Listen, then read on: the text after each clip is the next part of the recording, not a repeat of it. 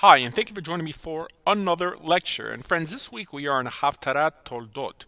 And this Haftarah begins in Malachi, Perech Aleph until Perech Bet Pasuk Zayin, or the book of Malachi, chapter 1, verse 1, until chapter 2, verse 7. It reads, Ma'aseh davar Adonai el Yisrael biyad Malachi. The prophetic burden of the word of Hashem through Malachi. Pasuk Bet. Ahavti etchem amar Adonai, ve'amartem bama achavtanu, halo ach Esav, le'Yaakov neum Adonai, va'ohav et Yaakov. I love you, said Hashem, and you said, how have you loved us? So here we have Israel responding in the collective. Remember, it's not just Yaakov, the person. Okay, reading on. Was not Esav a brother of Yaakov? But Hashem says, yet I loved Yaakov. Pasuk Gimel. Ve'et Esav saneti ve'asim et harav shemama ve'et nechalato letanot midbar. But I hated Esav. I made his mountains a desolation and his legacy the desert serpents. So this pasuk really is one that lays the foundation for much that is taught nowadays in the Kabbalistic Jewish world today. What do I mean? Well, it is this pasuk here that many use to justify the idea of intrinsic worth, explained through intrinsic hatred. In other words, many teach because it states that Hashem hated Esav and loved Yaakov, that this in some way shows a bit of favoritism in God's part towards Israel, who is originally Yaakov, and almost an unfair bias towards Esav, and all this in one pasuk. And this, at least for those of us who are big advocates of not just ethical monotheism, but of de-ethnicizing Judaism, believe that this, if understood incorrectly, really throws a wrench into our whole hashkafa. And friends, the truth is that this pasuk, ethically, is not a problem at all. How? Because this here is not speaking about Esav the individual, but what eventually will become of his line and his descendants. And the key is found here. Like we mentioned earlier, when it mentioned Yaakov, but it was really referring to Israel as a whole. In other words, in the fourth pasuk, in pasuk Dalet, it states, Ki to'amar Edom, rushashnu v'nashuv, v'nivnecha rachot, ko amar Adonai Sevaot. Again, teaching us that this here is talking about Esav in the collective and not Esav the individual. Now, one can then say that it may have encompassed the collective through the individual. And honestly, that could also be possible. But the problem then arises on how do we take an individual such as Esav, who, at least according to the pashat of the narrative, is not a bad guy, and then paint him into someone that these words could possibly stick to, which is an approach that some rabbis have taken throughout the ages. An approach and understanding that, although I would think was not popular in Mishnaic times, certainly is an approach that has become a popular one today, which is the attempt to defame the character of Esav. And honestly, what did Esav actually do wrong according to the narrative? I mean, I know that many rabbis huff and puff to make Esav seem like not just an animal, but a wicked son as well. But friends, the truth is that, like I said, at least according to the Pashat, this is not the case. And it really ultimately boils down to a silly idea floating around in the Jewish world known as yichus, or pedigree, which is usually understood and expressed as people either justifying what you have done in your life or what you're going to do based on what line you descend from. In this case, regarding Esav, it's almost expressed as a reversed form of yichus. In other words, because Esav's descendants became immoral pagans, this in some way means that Esav must have been spiritually tainted from the beginning. Now, he may have been wicked, but as honest searchers, we must default on the fact that the Torah doesn't say so, which is just one reason why one should accept this pasuk through the contextually honest interpretation of Esav not being a bad guy, which I might add anyone not interested in adding to the Torah really should accept, lest we fall into the averah of adding to the Torah. And sometimes, friends, you will notice that although there may be different ways Pesukim can be understood, the ethical always must take precedence. In other words, as it is in this case, the tribal understanding definitely takes a back seat, or should take a back seat, to the ethical one. Then someone will then say, how about the famous statement, Esav soneh leYaakov? And it even states, halacha beyadua. In other words, where it states that Esav hates Yaakov, and Here it even states that this is the understood halakha. First of all, friends, can anyone tell me where does it ever state this? Because I know that many quote this as if it was said by Chazal or if it appears in Torah itself. And the truth is that this only appears in Rashi. And although he states that he was quoting the Rashbi, the phrase is never found anywhere amongst Chazal. Not that anyone would ever consider that halakha, even if it was written by Chazal, even though we have no source for it, because it would obviously fall under Agadah, which is why many Rebbeim, including Rabbi Gil's student and Rav Yitzhak Alderstein, say that it must have been a misprint in the Rashi, assuming that even Rashi would have known the difference between halakha and Agadah. And some even state that the printers may have mistaken the Hey Lamed Aleph, which is Halo, which means, isn't it well known, with Hey Lamed, which usually translates as halakha. But I hope you're beginning to see how Midrashim and Agadot not only are very much confused with Torah, but in the case of this Rashi, could actually affect someone's ethical outlook, which is another reason one must be careful when studying Chumash via Meforshim. Because really, for our intents and purposes, one can even say Rashi may have made this up, because we have no source for it anywhere. And friends, this goes for all non-authoritative tales said about Esav. Because honestly, who knows anything more than what appears in the text? Honestly. Which, as a matter of fact, if you follow the narrative, at least according to its plain literal understanding, Esav did nothing wrong. Nothing. To the point that he was even favored by his father Yitzhak. And even later, or in the same narrative, it is Yaakov trying to appease his brother and even seems very, very remorseful while doing so. Basically for what has transpired.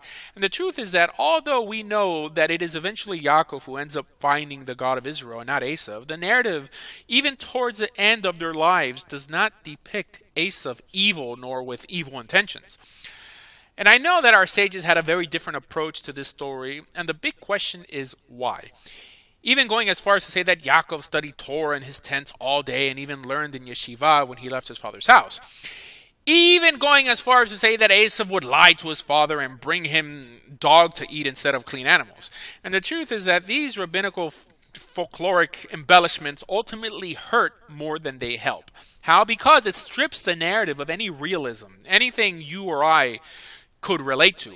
Which is why, friends, you should not think for a second that only because an Aggadic tale appears in the Talmud or some other piece of rabbinic literature that this in some way speaks for Torah or for Judaism.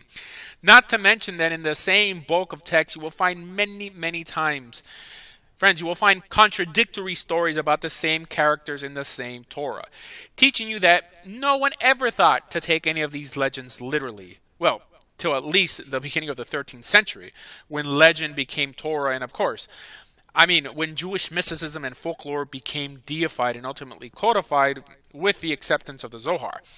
To the point that, like we said, that the average Jew today makes no distinction between Midrash, Agadah, a tale or legend, with what literally appears in Torah.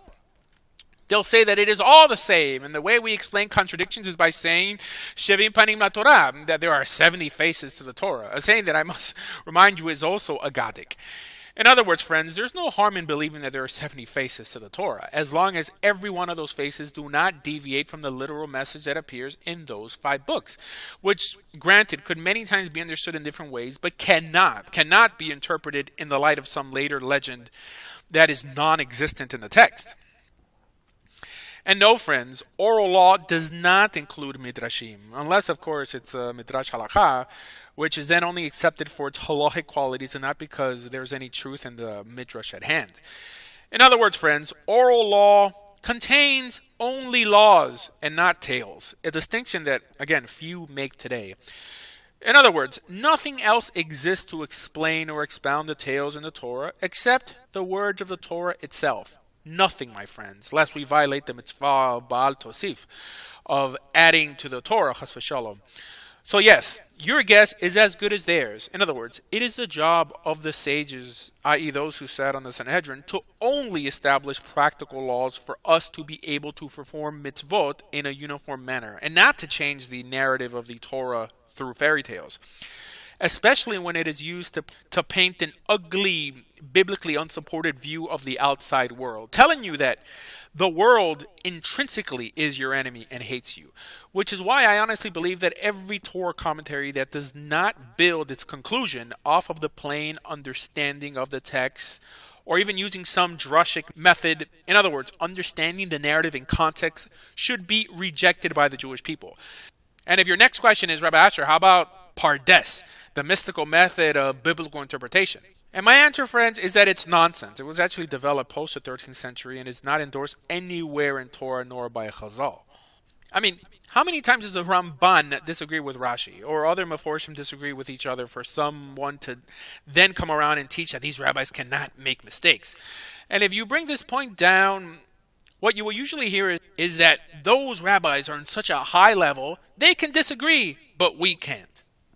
Nice, huh? No deification, really, huh?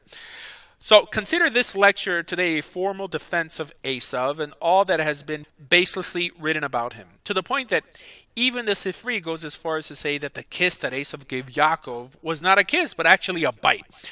But you should know that this was only a minority opinion. But as you also know, when trying to justify hatred, it is usually minority opinions that are heard the most and are typically disguised as the majority. I mean, was it not cruel for Yaakov to withhold food from his starving brother or over some imaginary birthright?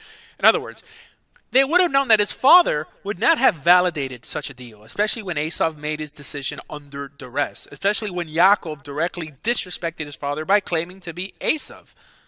And in retrospect, friends, did that supposed birthright help Yaakov in any way? Not at all, my friends. The narrative that is very clear in Torah of the life of the patriarch Yaakov is that everything he acquired, he earned on his own and on God's good grace. In other words, the birthright ultimately meant nothing. And please, friends, let's not heap the Torah and its ethics on individuals who lived before it was even received. In other words, let's not assume our patriarchs never made mistakes or assume that they secretly owned a copy of the Torah before it was even given, like many ridiculously teach today. The truth is that, according to the narrative, our father Yaakov did not know the Almighty until he found him later on in his life. And this is what the narrative alludes to. Heck, remember that the name Yaakov literally means a deceiver, to the point that we only really see his attitude change later on in his life when we see that the Almighty changes his name to Israel. So how can we then try to justify every act of deceit that Yaakov commits in his youth like a bunch of bigoted ethical morons? Why ethical morons? Because that is what it means when one assumes that the reason people are ethical is solely because they were born that way. Or in our case, in reverse. That because people were born a certain way or from a certain group of people, that individual must be ethical, no matter what they do. Teaching us, which is unfortunately what is popularly taught in the Jewish world today, that it is those with Jewish blood versus those without Jewish blood, instead of a struggle between the decent and the indecent, no matter of your genetic makeup. The age-old debate of nature versus nurture, a debate that really, according to the Peshat, does not really go too far. For example, with, let's say, Ishmael, one could say that the reason Muslims are spiritually inferior is because Yitzhak was a son of the promise, the line which the covenant would extend through. But what about the story between Yaakov and Esav? I mean, they're both sons of the covenant. Both were circumcised. And as the rabbis teach, that Edom became Rome, which, according to Chazal, is synonymous with Christianity, just as Ishmael is with Islam. In other words, if blood meant anything, how could Esav, whose grandpa was Avraham Avinu, not be considered in the covenant today when Yaakov is? Simple, because being in the covenant, what people refer to as being Jewish nowadays, has nothing to do with who your mom was, but is solely due on your behavior. Heck, even Lavan was Rivka's brother, so much for Yichus. Now, I'm no Karaite. I believe in Torah Shabbat Peh, and as I teach in my video called The Truth on Matrilineal Descent, regarding the notion that if your mother is Jewish, you are Jewish, that this was a notion created by the Sanhedrin solely for legal purposes. In other words, not a notion necessarily endorsed by the Creator for whom he considers in the covenant or not. And also, this notion that Muslims today are our cousins because they are supposedly descendants of Ishmael is a solely Islamic idea. In other words, there's no source in the Jewish world that teaches that the Ishmaelites became the father of the first group that embraced Islam. And talking about midrashim, there's even a midrash that teaches that Yishmael made teshuvah, which is an idea that is not so far-fetched, mainly because it's built off the pasuk, where it states that he reunited with his brother Yitzhak to bury his father.